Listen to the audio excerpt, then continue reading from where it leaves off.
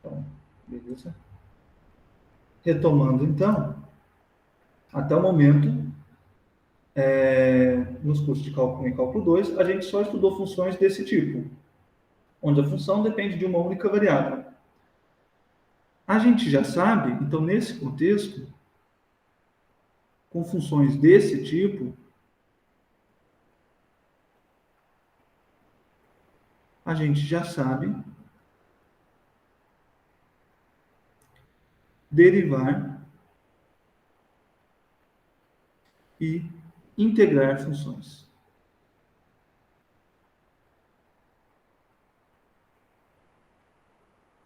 Então, lá no cálculo 1, vocês viram como que fazia para calcular a derivada de uma função. Aqui no cálculo 2, a gente já viu como que calcula a integral de uma função. E, além disso,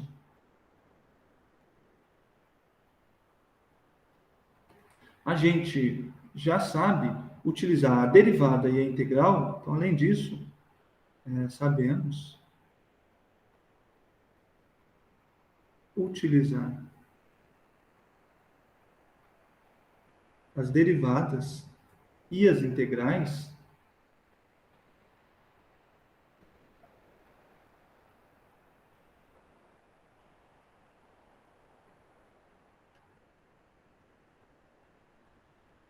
para calcular. Então, lá no cálculo 1, por exemplo, vocês viram que vocês utilizavam a derivada para calcular pontos de máximo e mínimo para a sua função.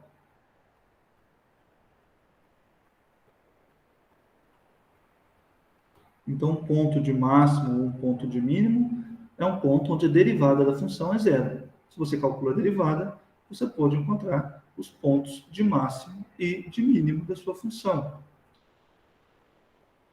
No início do curso, a gente usou a integral, por exemplo, para calcular a média da função. Então, se você quiser calcular o valor médio da função, você vai utilizar a integral. Bem, você pode também calcular a reta tangente ao gráfico. Então, você usa a derivada para calcular a reta tangente. E a gente usa a integral para calcular áreas. Essas últimas duas aqui têm a ver com o gráfico da função. Então, para funções de uma variável, a gente já sabe fazer muita coisa. A gente já deriva, já integra, calcula limite também, a gente já sabe quando ela é contínua, quando ela não é contínua. E a gente utiliza as derivadas, as integrais, para poder encontrar outras informações que podem ser ainda mais úteis, tipo os pontos de máximo, os pontos de mínimo, a média da função. A gente pode calcular a reta tangente ao gráfico, a gente pode calcular as áreas que estão embaixo do gráfico. Então, todas essas contas, todas essas informações, a gente já sabe como obtê-las para funções de uma única variável. Agora, a gente vai passar para a próxima etapa. Então, agora, a gente vai trabalhar com funções de várias variáveis. Então, agora, vamos trabalhar com funções de várias variáveis.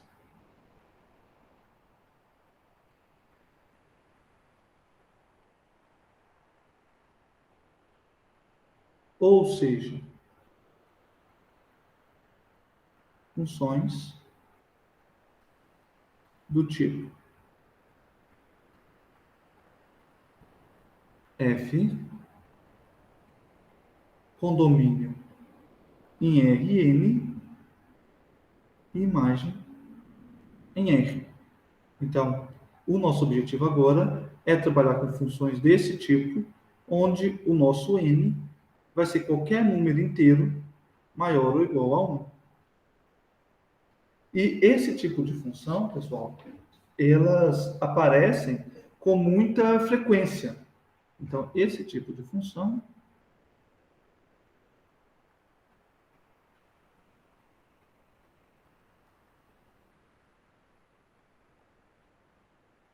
aparece em vários cenários.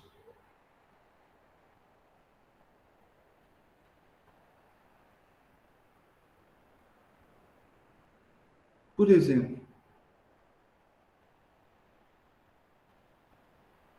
se você quer calcular o volume de um paralelepípedo, então, se vamos calcular quando, ou melhor, para calcular, se vamos calcular o volume de um paralelepípedo,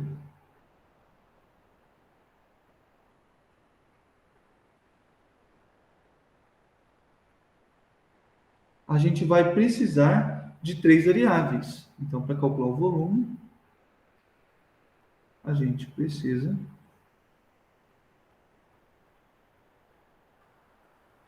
de três variáveis. Bem, o volume, para calcular o volume de um paralelepípedo, uma caixazinha retangular, a gente precisa saber o comprimento,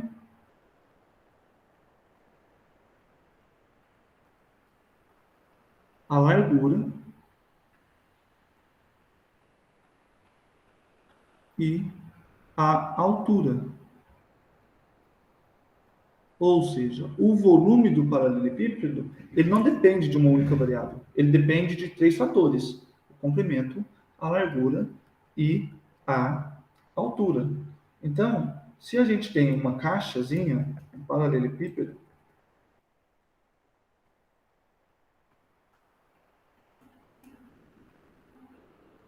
tá? Se a gente tem aqui o nosso paralelepípedo, cujo comprimento é x, a largura é y e a altura é z, então o volume é dado pela função v. A nossa função v depende das variáveis x, y e z, e o volume ele é x vezes y vezes z. Então, aqui a gente tem uma função com três variáveis. O volume, ele depende da altura, da largura e do comprimento. Então, três fatores, três variáveis. Ok? Um outro exemplo. Então, outro exemplo.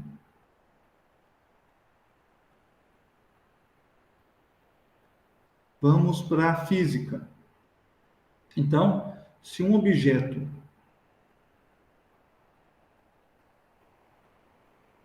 se move com a velocidade constante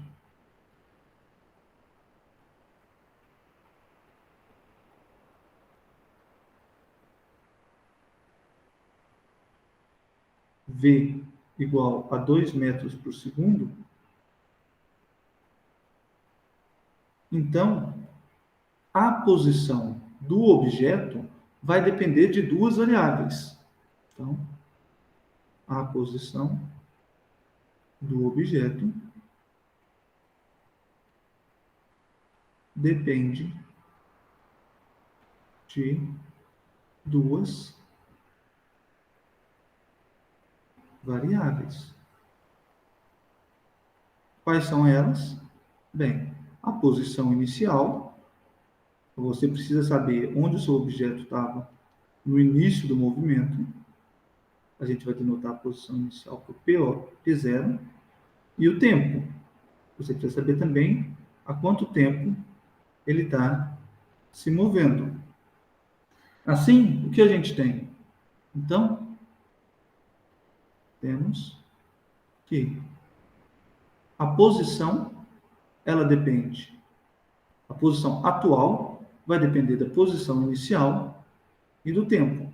Bem, se vocês se lembram do curso de física, lá do ensino médio mesmo, a posição ela é dada pela posição inicial mais a velocidade, que no nosso caso é de 2 metros por segundo, vezes o tempo. Então, aqui, a sua posição vai ser também uma função de duas variáveis. Ela depende da posição inicial e ela depende do tempo. Beleza? Tá claro, pessoal? O contexto, o que, que a gente vai estar estudando agora, o tipo de função que a gente está trabalhando.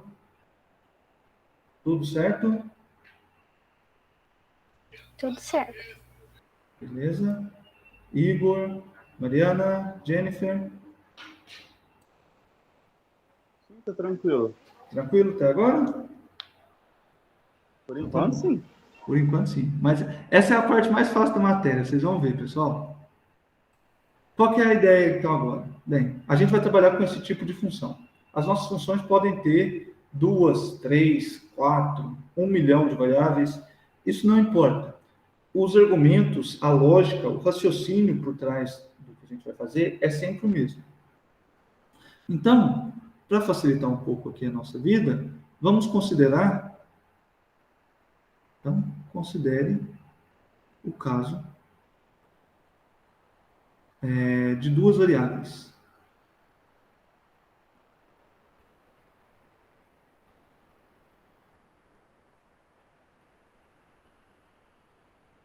Logo, o domínio da função f, o domínio da função f,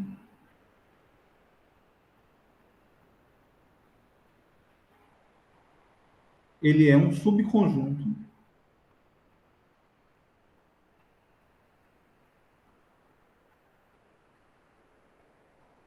D de R2. Então, se você está trabalhando com duas variáveis, o seu domínio ele é um subconjunto de R2. Só relembrando aqui, pessoal, bem, quando a gente tem uma função, ela sai de um conjunto A, vai para um conjunto B. Então, o conjunto A, onde a gente calcula a função, é chamado de domínio. O conjunto B, que é onde estão os valores da nossa função, ele é chamado de contradomínio. O que eu estou querendo dizer aqui? Eu estou querendo dizer que se a gente tem uma função de duas variáveis, então a gente vai calcular essa função num subconjunto de R2, ou seja, a nossa função vai ser calculada em pontos do R2. Tudo bem? Desenhisticamente, a gente tem esse esqueminha aqui. A gente tem aqui o R2, para cada ponto dentro do nosso domínio, então se você pegar aqui o ponto AB, você vai ter o f de AB, vai ser um valor na reta dos números reais. Tá bom? Então, o nosso domínio está em R2, o nosso contradomínio é a reta dos números reais. Ok? Então, essa é a ideia que está por trás das funções desse tipo. Frequentemente,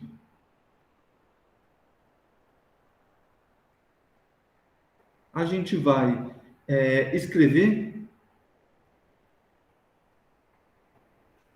z igual a f de xy.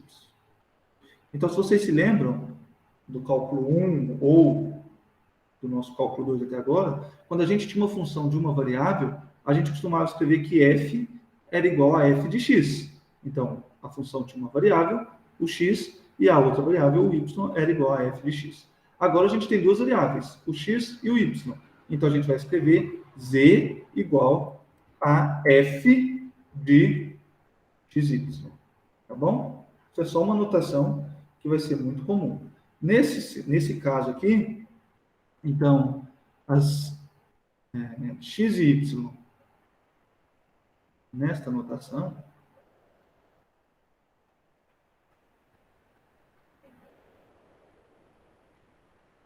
x e y são chamadas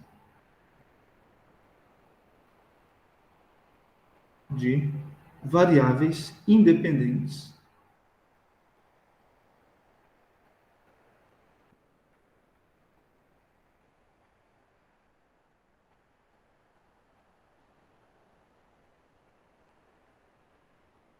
e o z é a variável dependente.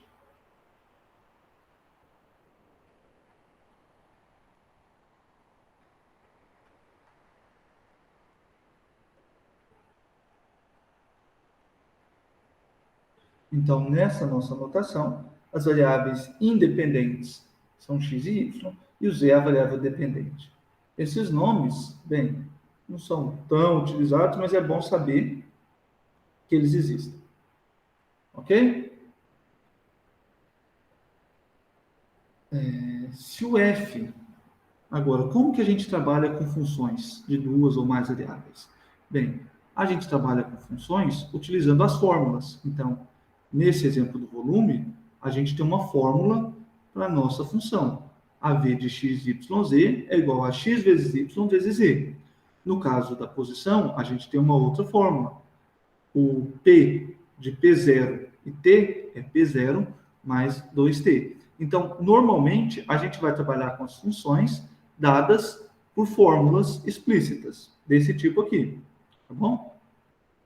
Quando a sua função possui uma fórmula, então, se a f,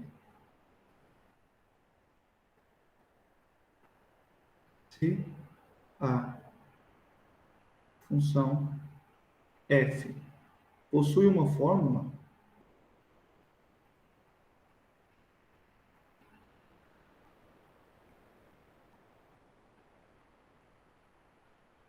e o domínio de não é especificado,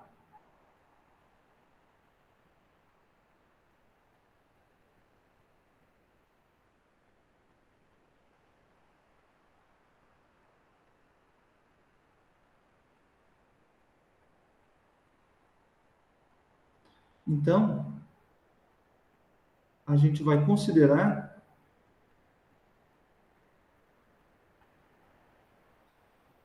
como sendo o domínio da função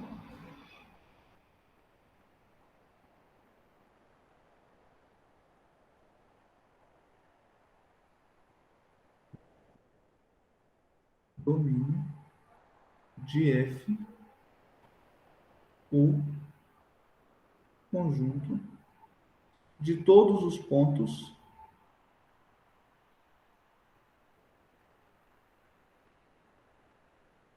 onde a fórmula faz sentido, ou seja, onde ela está bem definida.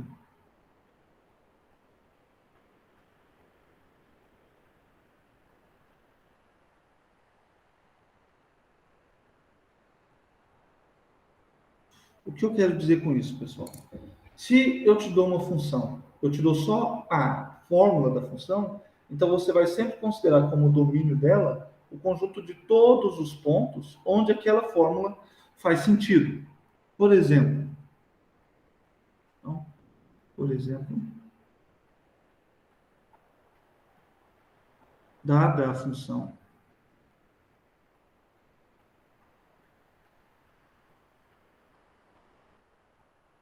f de x, y igual a raiz quadrada de x mais y mais 1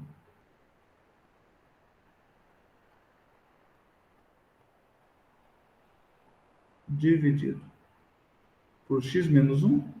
Então, se eu te dei essa função e não falei quem é o domínio, você vai considerar que ela está definida em todos os pontos onde essa fórmula aqui faz sentido. E o que eu quero dizer com isso? Bem, essa fórmula, ela tem uma raiz e uma fração. Então, note que a fórmula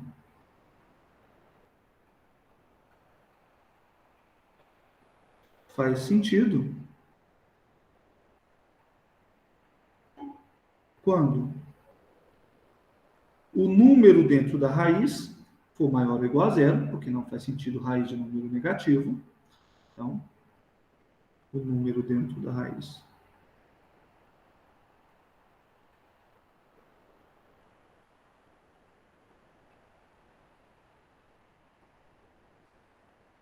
for maior ou igual a zero,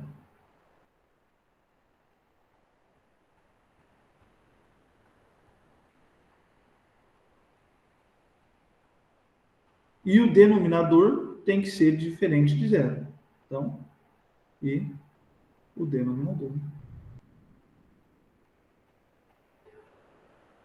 for diferente de zero. Então, as únicas restrições que a gente tem aqui são essas. O número dentro da raiz não pode ser negativo, o denominador não pode ser zero. Logo, o domínio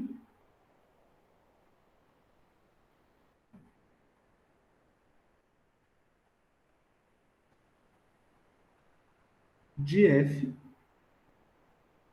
é o conjunto D formado por todos os pontos x e y em R2, tais que, onde o nosso número dentro da raiz for maior ou igual a zero, ou seja, x mais y mais 1 for maior ou igual a zero, e o denominador for diferente de zero, ou seja, quando o x for diferente de 1.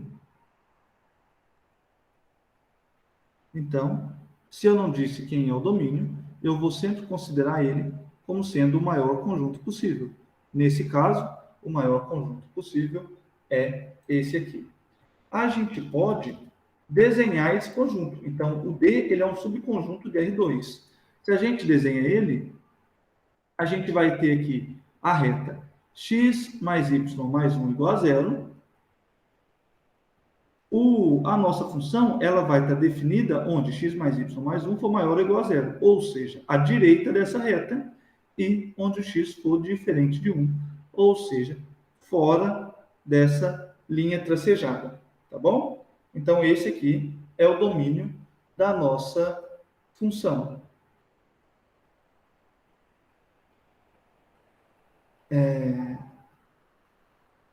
E o que a gente tem agora? Bem, suponha ainda nesse exemplo. Notem o seguinte. Note que se eu calcular a função f no ponto 3, 2, então, se eu for calcular, deixa eu fazer isso na próxima linha, fazer com mais espaço. A função f calculada no ponto 3, 2, aqui eu tenho o meu x igual a 3, o meu y igual a 2. Então, como que eu calculo a função? Bem, eu pego a fórmula e troco x por 3 e y por 2. Então, eu tenho raiz de x mais y mais 1, ou seja, 3 mais 2 mais 1, dividido por x menos 1. O nosso x é 3, então dividido por 3 menos 1. Se a gente faz as contas aqui, 3 mais 2, 5, mais 1, 6. Então, a gente tem a raiz de 6 dividido por 2. Então, a f calculada no ponto 3, 2 vai ser raiz de 6 dividido por 2.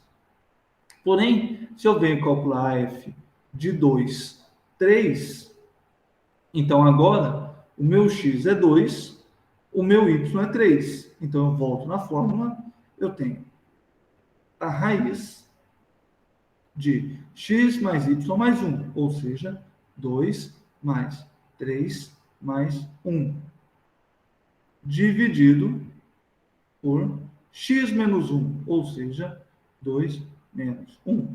Então, aqui a gente tem 2 mais 3, 5, mais 1, 6, então, raiz de 6, dividido por 2 menos 1, que é 1. Então, a f de 2, 3 vai ser raiz de 6. Ou seja, a f de 3, 2 é diferente da f de 2, 3. Então, se você tem uma função de duas variáveis, a ordem que você utiliza aqui, os números dentro da função, ela faz diferença, ela pode mudar o resultado. Então, fiquem espertos, a ordem aqui dentro, ela importa. Tá bom?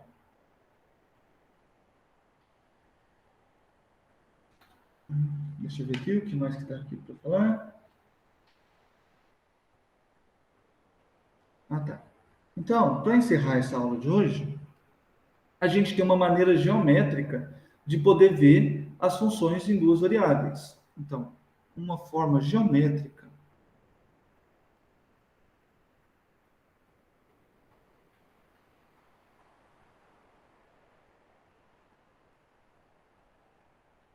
de visualizar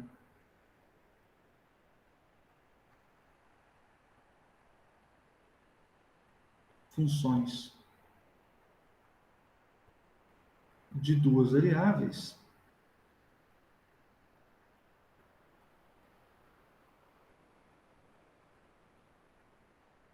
é utilizando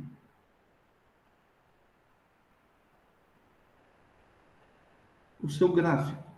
Então, se a gente tem uma função de duas variáveis, a gente pode desenhar o gráfico dessa função. E quem é o gráfico? Bem, o gráfico da função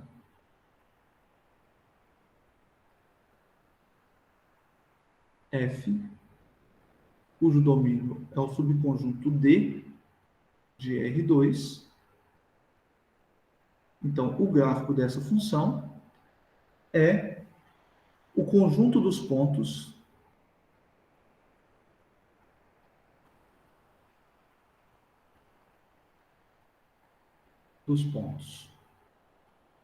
x, y e z em R3, tais que, primeira coisa,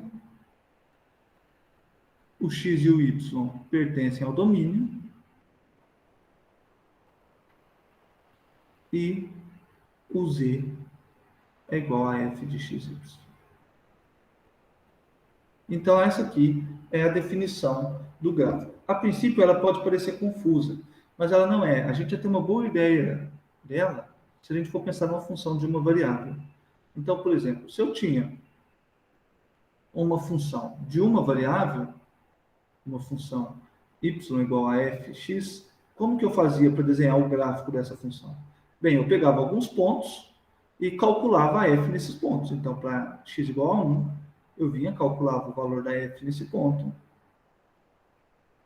Aqui eu tinha o f de 1.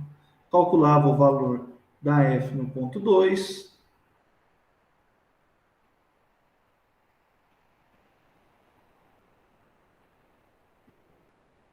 E ia calculando o valor da f em alguns outros pontos. E no final eu juntava tudo isso. Eu brincava meio que de unir pontos e desenhava uma curva que passasse por esses pontos. Então, o gráfico da função era a curva que passava por esses pontos que a gente calculou. Então, isso aqui é a forma que a gente tem para desenhar o gráfico de uma função de uma variável. Para funções de duas variáveis, a ideia é a mesma. Você vai pegar pontos no seu domínio, vai calcular a f nele e você vai obter pontos que estão no seu gráfico. Se você juntar todos esses pontos para todos os pontos do domínio, você tem o gráfico da sua função. Então, você pega aqui um ponto no seu domínio, você calcula a f nele e marca o ponto. Então, você pegou o ponto xy, você vai marcar o ponto aqui em cima, x, y, f de xy. O conjunto de todos esses pontos vai te dar o gráfico da sua função. Então, aqui, logo, o gráfico de uma função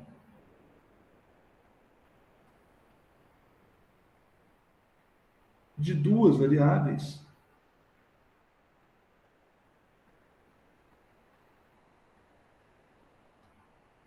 é uma superfície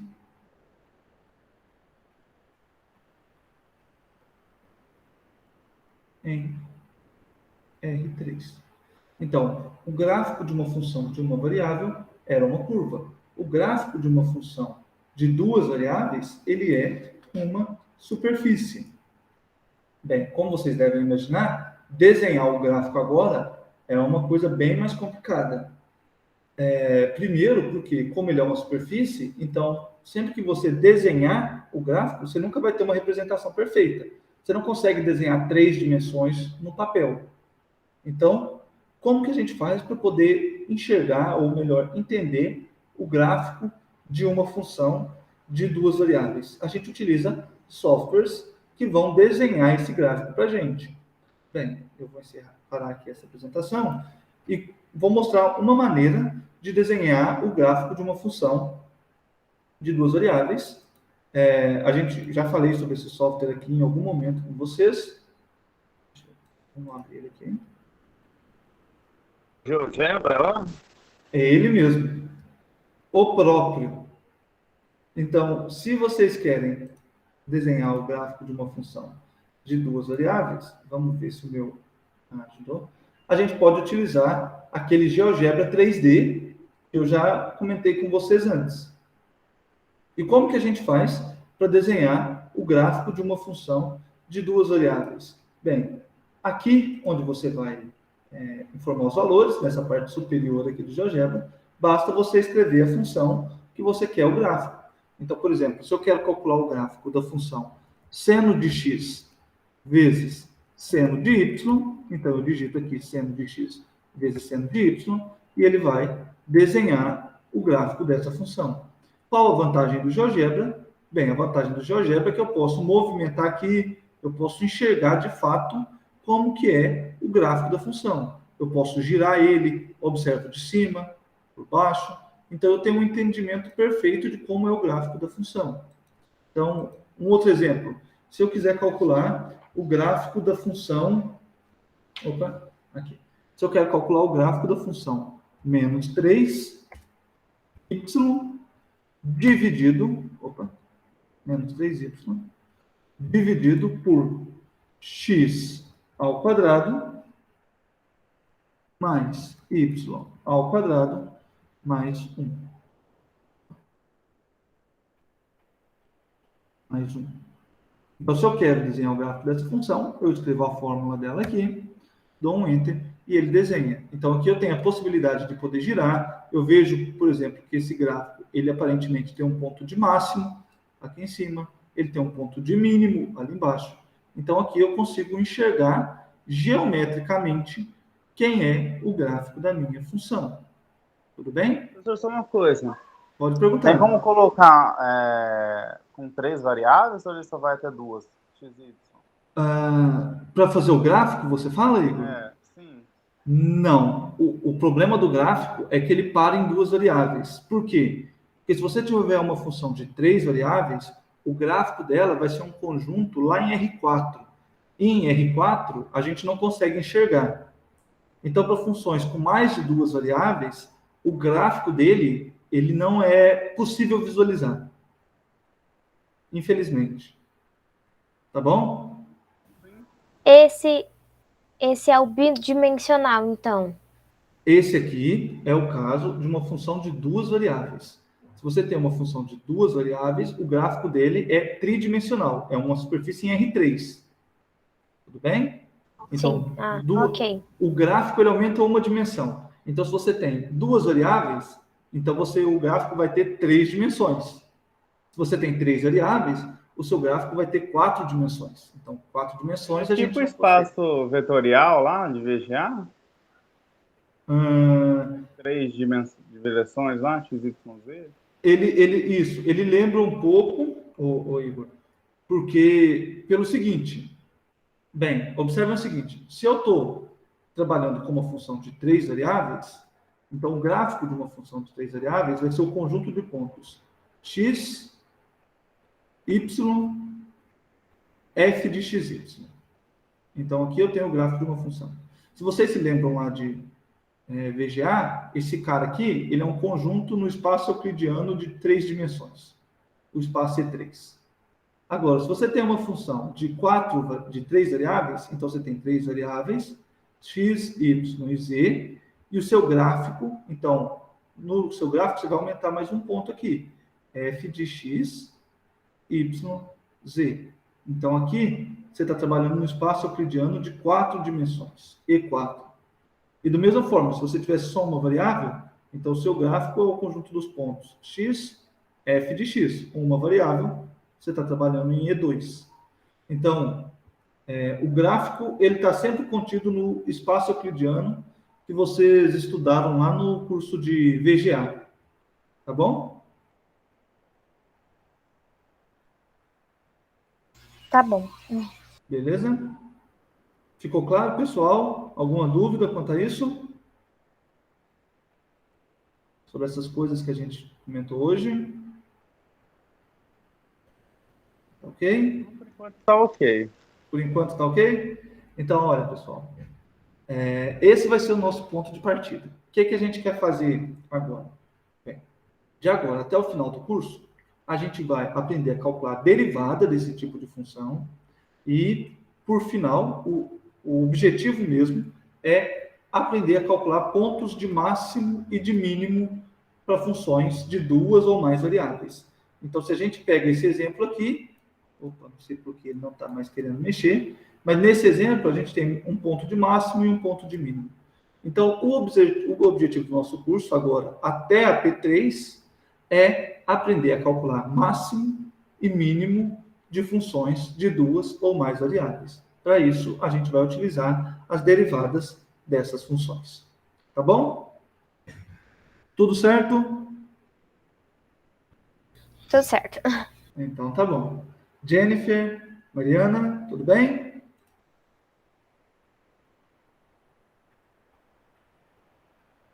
Tá ok? Então, tá bom. Eu vou interromper aqui agora a gravação.